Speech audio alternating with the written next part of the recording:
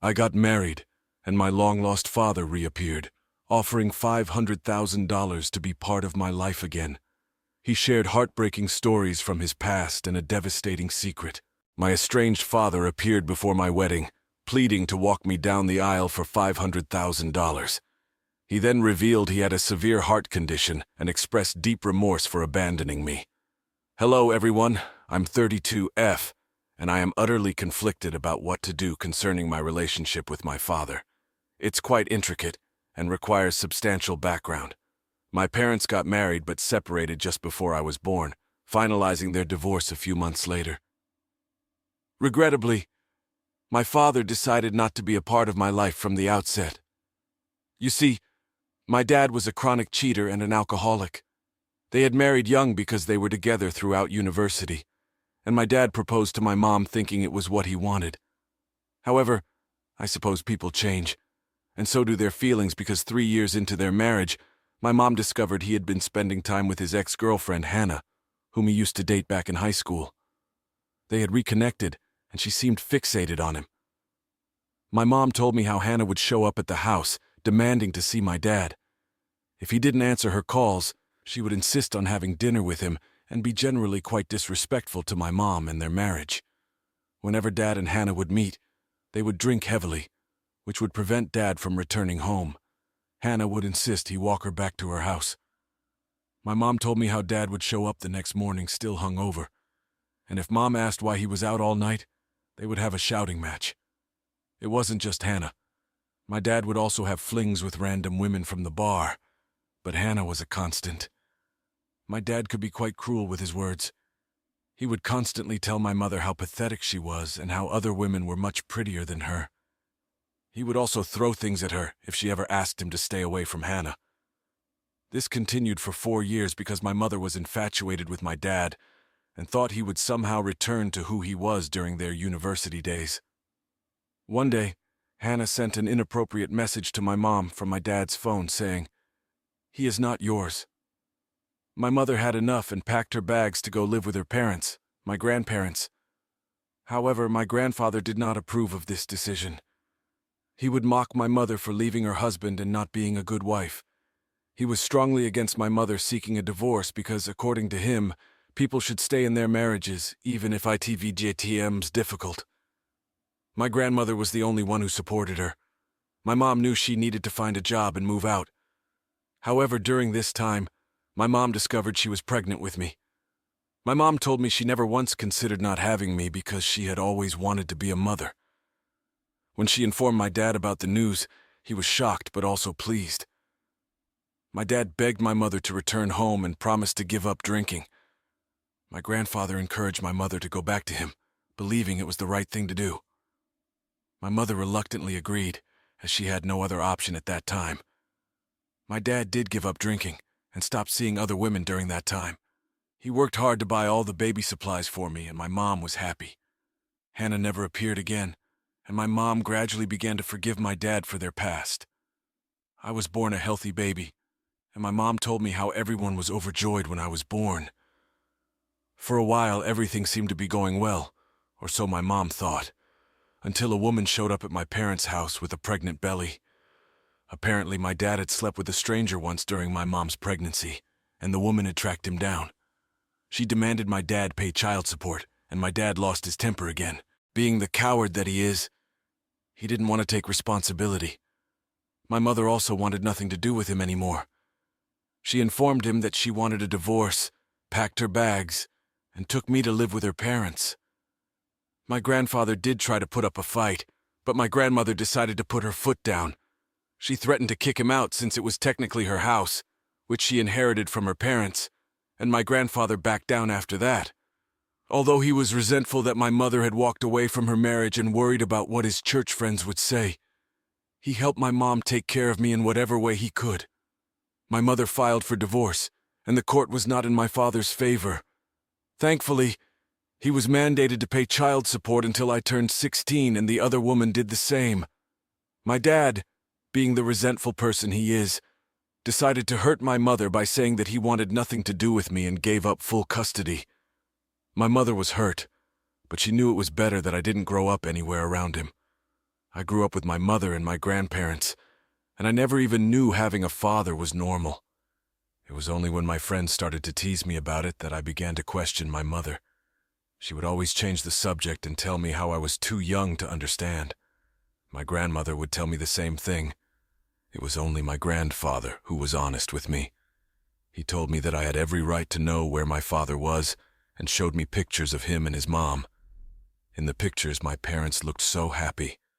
I could finally understand where my curly hair and green eyes came from, since my mother and her side of the family all had straight hair and brown eyes. I felt curious to know more about my dad.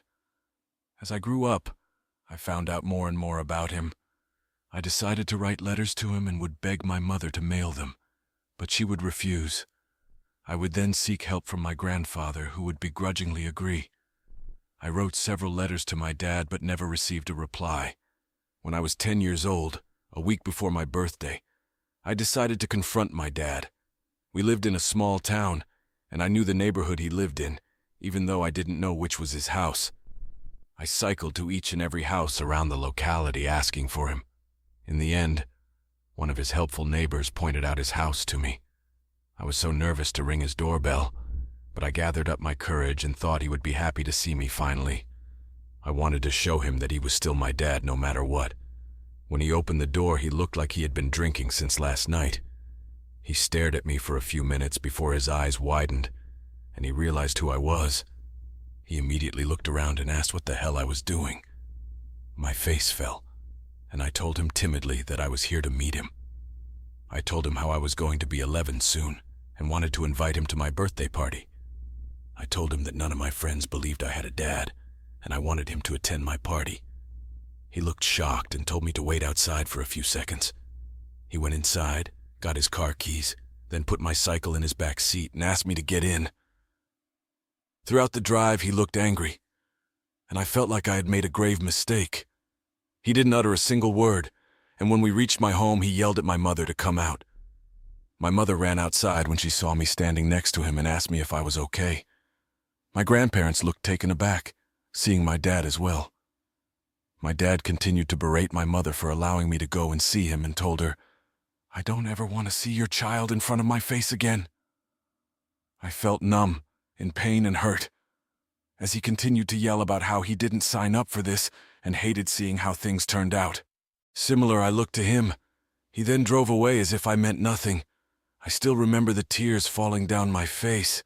It felt like someone had kicked me in my stomach, and the pain was everywhere. My mother just hugged me and kept crying. My grandparents brought us inside, and even my grandfather broke down. He started to tell my mother how this was all his fault, and that he should have never told me the truth. But the damage was done. I was numb for days and felt too sick to go to school. My grandfather would stay awake throughout the night for me since he blamed himself throughout all this. When I started to get better, he told me how I needed to forget about my father, and that he was going to give me everything I ever needed. But I have to admit that my dad's rejection deeply affected me. I couldn't comprehend why he didn't want any connection with me, and it led me to internalize negative beliefs about myself. I began to think I was flawed, worthless, and even a bad person. These thoughts deeply affected my self-esteem at that age, and made it challenging for me to build healthy relationships with anyone. However, my grandfather did everything that he could to replace the role of my father in my life. He would show up to pick me up from my school, and would make sure that none of my friends ever bullied me again by talking to their parents about their behavior. He also taught me to hunt and change a tire, telling me how I needed to be independent. He would tell me how he never taught my mother all this because he grew up in different times. But after watching my father humiliate me, he did not want me to ever end up in a similar situation. I grew up and slowly started realizing that not everyone was like my dad. I realized I was surrounded by my mother and grandparents who loved me so much, and that was enough for me. When I turned 17 and started applying for jobs, I knew my grandparents were sad that I would be leaving them. I was sad too, but my mother encouraged me to apply to the best companies and talked about how I was not meant to be a small-town girl. I applied to Microsoft, SpaceX, Pepsi, Apple, and Samsung. I got an offer from a good company with a full benefits package and moved out. Everything was so different living in a big city, and it took me a long time to adjust. I would call home crying because I was surrounded by strangers and new faces, and all my feelings of past abandonment and rejection kept resurfacing. This is when I met Jack at my workplace. He was just like me, having come from a small town and not having any friends either. We started to hang out and realized how similar-minded we were. Both of us were thirsty to be successful and make a name for ourselves. We would spend day and night cooped up in the office working or brainstorming ideas. As you can imagine, this is how we fell in love. We admired each other's intelligence and still do. When we both got promoted, Jack and I moved in together. During Christmas, we brought our families to meet each other. To our surprise, Jack's parents and my mother blended well. My grandparents were very proud that I had managed to secure a good job and make a successful career. During this time, my mother did have a talk with me and let me know that even though she loved Jack and knew that he was a good guy, she still wanted me to retain my financial independence. She reminded me how Dad had abused her and gently told me that she believed I could take care of myself, but that I should always have my own bank account with my emergency fund just in case. I understood where my mom was coming from. Luckily for me, Jack was nothing like my dad. We had our separate bank accounts and split rent and bills equally. We were clear from the beginning that we didn't want children, as both of us had childhood traumas, and we didn't want to repeat those mistakes, want to pass it on to our kids. I know a lot of people will say that what our parents do has nothing to do with us, but Jack and I just didn't want kids. We were happy on our own from the beginning, and were too career-focused. Then, in April 2022, Jack proposed to me. It was my birthday, and he surprised me when I came back home with a candlelit dinner. It was a dream come true. He had also secretly brought both our families, and they were all there to congratulate me. He had done all this just to make me happy. I knew then that I was marrying the right man. We then started to plan for our wedding and agreed that we would get married in October of the following year. In November 2022, I received a LinkedIn request from a familiar name. I clicked on it to see that it was my dad, which was quite unbelievable. I didn't bother accepting his request because I didn't understand why he wanted to be friends with me on social media when he was not even a part of my life. My dad then sent me a message request, and in the message, he had written how he missed me and wanted to talk to me. I ignored them because I wanted nothing to do with him. Then I received a message on my phone from an unknown number, and it was my dad. He wrote me a message saying how he badly wanted to see me and realized what a huge mistake he had made for abandoning me. I showed the message to Jack, and he, like me, agreed that there was no way that my dad was really sorry out of nowhere after all these years. However, he told me that I could hear him out if I wanted. Jack assured me that he would come with me just in case my dad tried to yell at me. I agreed and replied back to my dad. He wanted to meet me, so we set up a meeting. I was really nervous to meet my dad, but I was glad that Jack was there for me. My dad was surprised to see Jack with me, but wasn't rude to him outright. We made small talk here and there, and then my dad eventually asked me about the ring on my finger and if I was married to Jack. I nervously told him that we were engaged and would be getting married in 2 months. My dad's face lit up, and he told me that it was perfect timing for us that he had reached out to me, since he could now walk me down the aisle. I almost gagged when I heard that and turned to look at Jack, who understood exactly how I was feeling. Jack politely told my dad that this was something I needed to decide all on my own, and I could not just forget years of abandonment all in a jiffy. My dad blew up hearing this.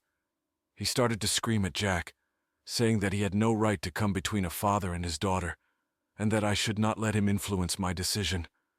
Watching Jack get disrespected really triggered something in me. All those years of being abandoned by him and resenting him came boiling out. I yelled back at him that he had no right to call himself my father when he had signed off his custody rights to my mother and did nothing except pay child support. He had driven me back to my house and shouted at my mother since I had shown up at his house. My dad tried to defend himself by saying how my mother was not easy to live with and that he was just shocked to see a child standing on his porch.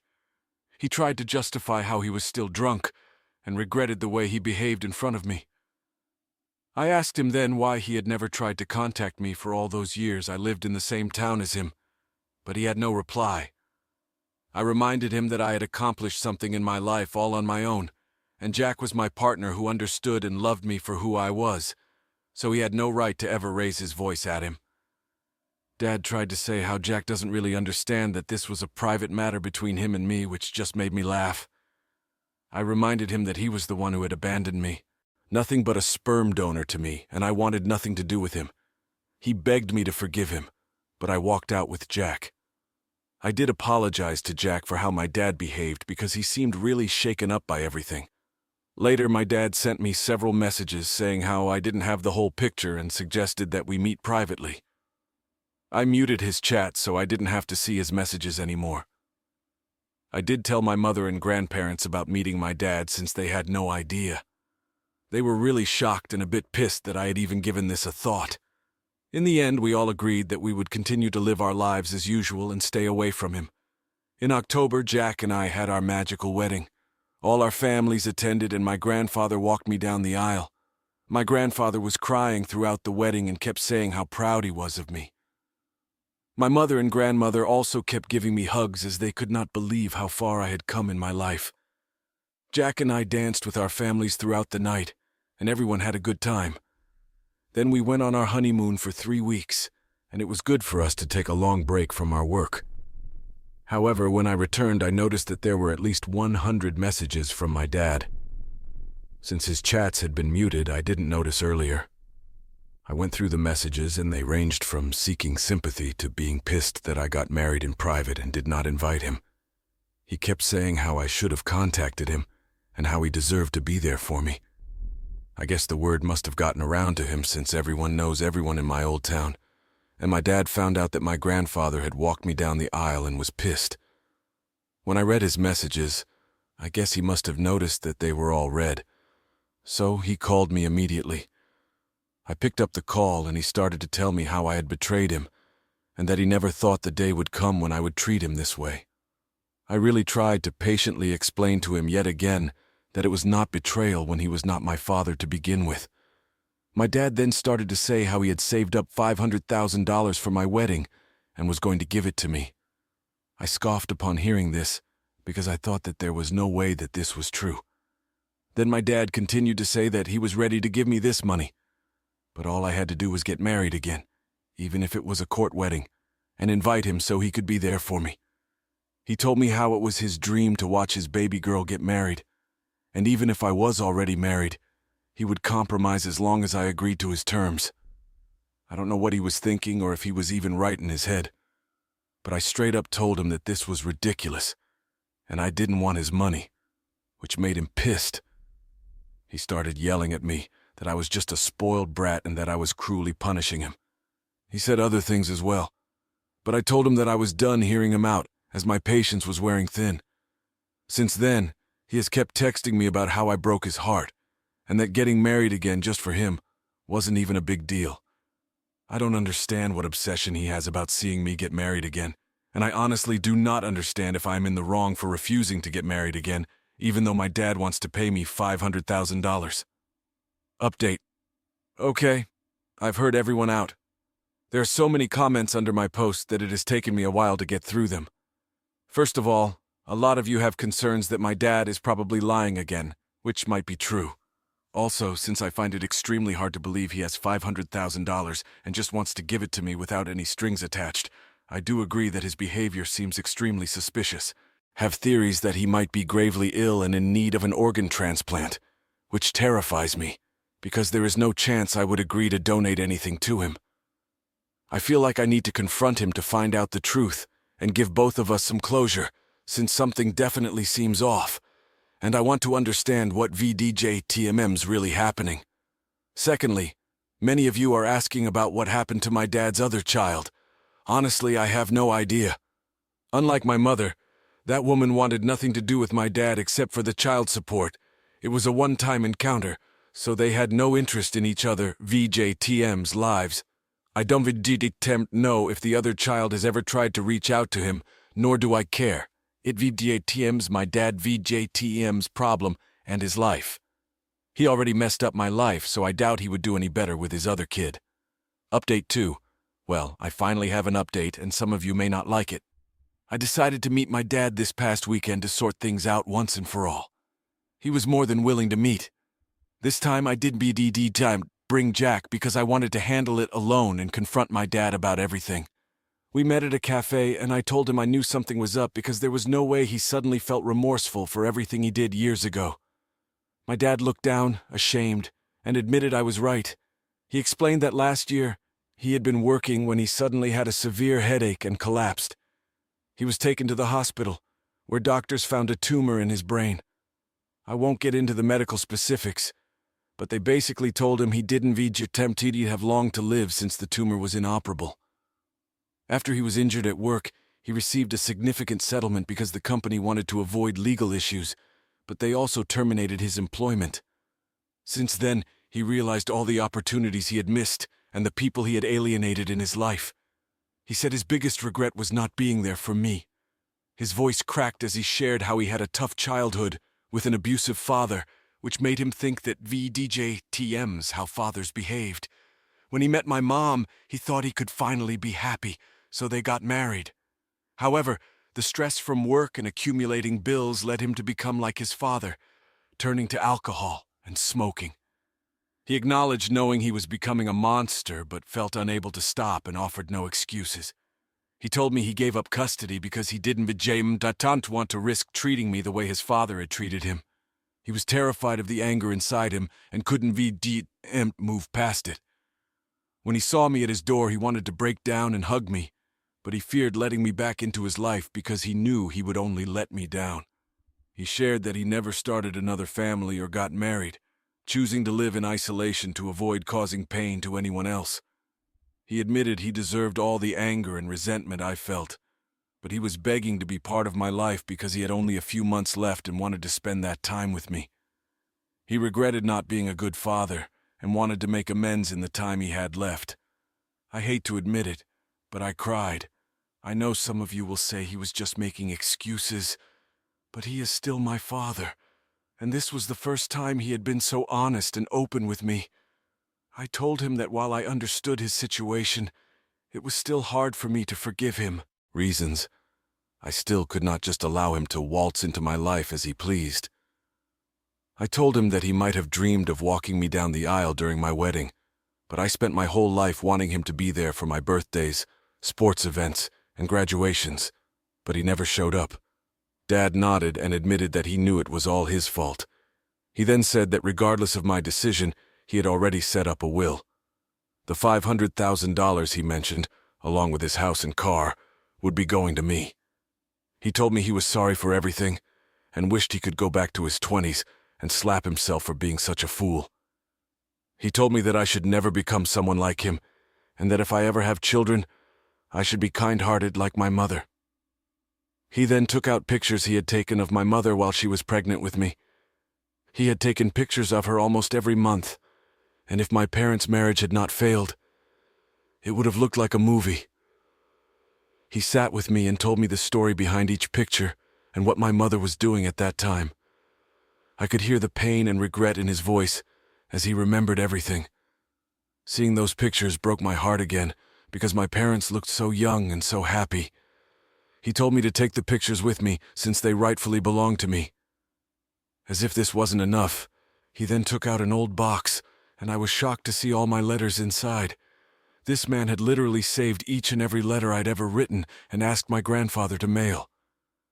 I cried seeing my childish handwriting and the way I had written about missing him and begging him to come back. My dad got teary-eyed too and told me that he read all the letters, and it only made him drink more because he knew he didn't deserve the love I had for him. He informed me that he would not contact me again until I was ready to talk to him, but urged me to get in touch before it was too late for him.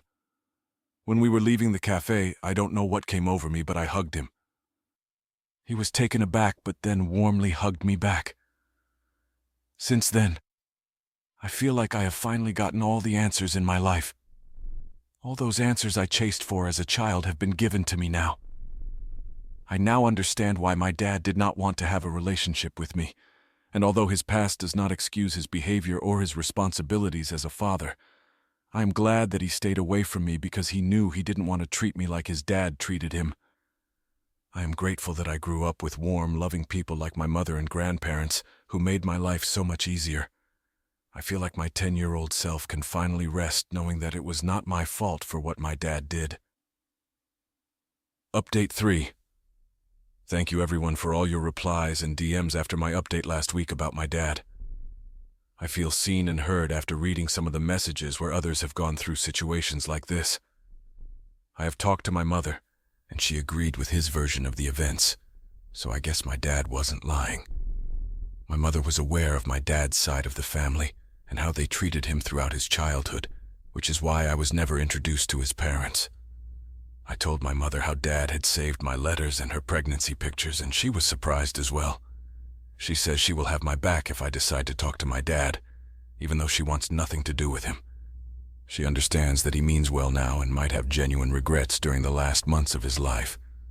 To be honest, I have not fully decided yet whether I should continue my relationship with my father or not, but I do feel bad for the guy. Jack agrees with me and has encouraged me to take baby steps, which is exactly what I will be doing.